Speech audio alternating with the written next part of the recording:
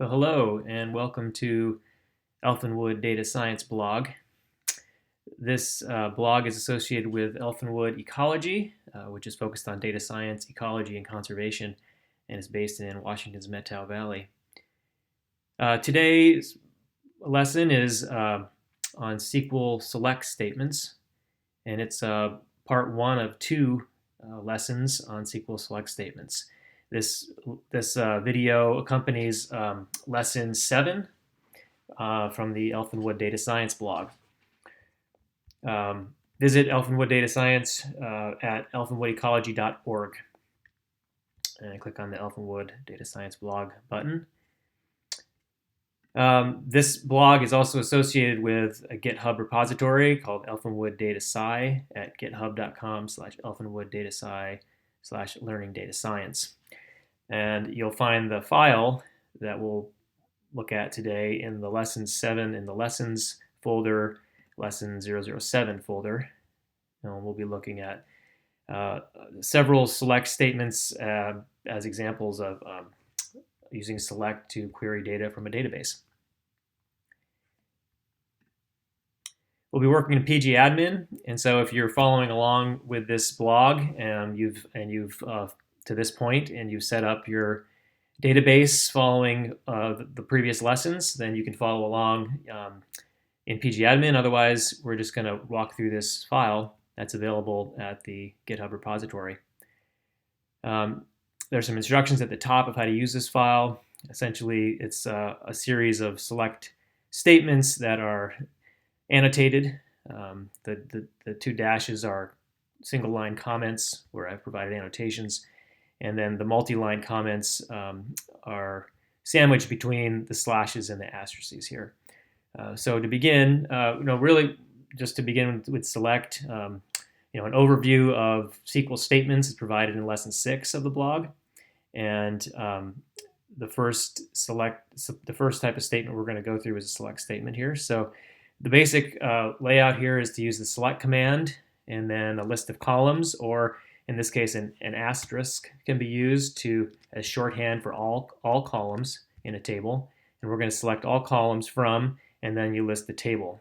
And this format here is just listing the schema first, separated by a period, and then the table name. So select all columns from public.sample.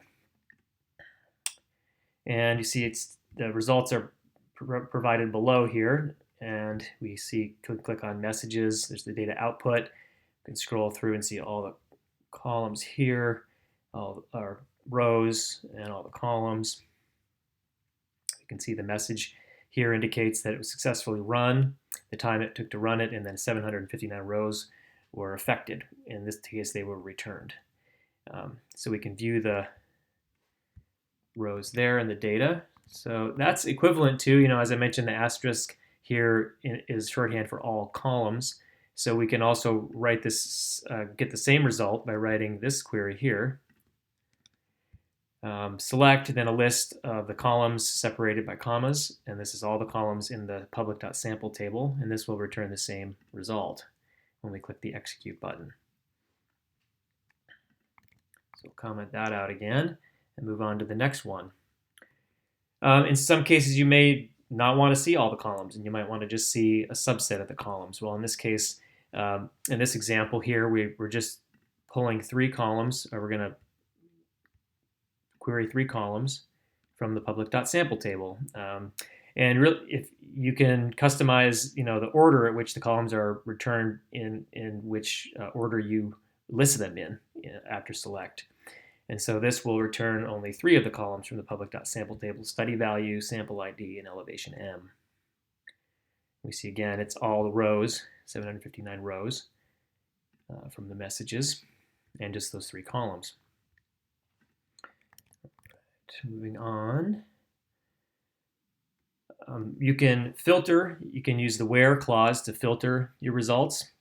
Now in this example, we're going to filter using a criteria based on the soil restrict layer code column. And this query is selecting all rows from public.site table where soil restrict layer code equals permafrost.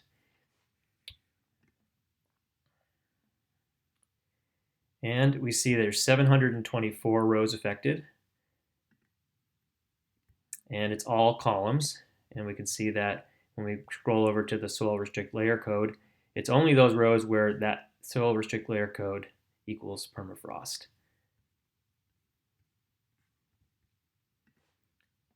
So we can also, another example of the where clause to filter is provided here.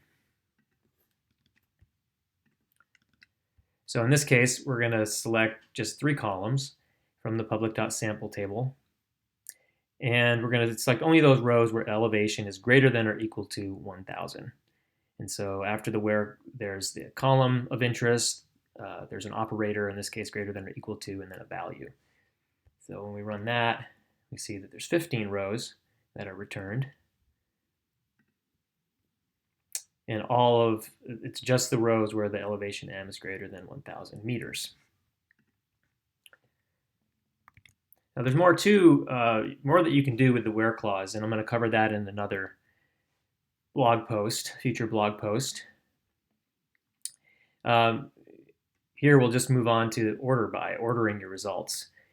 So this example select statement is the same as above, where we're selecting those 3 columns, study value, sample ID, elevation m, from the public.sample table, where the elevation m field is greater than or equal to 1,000. But in this case, we're going to order by the elevation m field in ascending order. So we're going to go from lowest to highest, or smallest to largest values.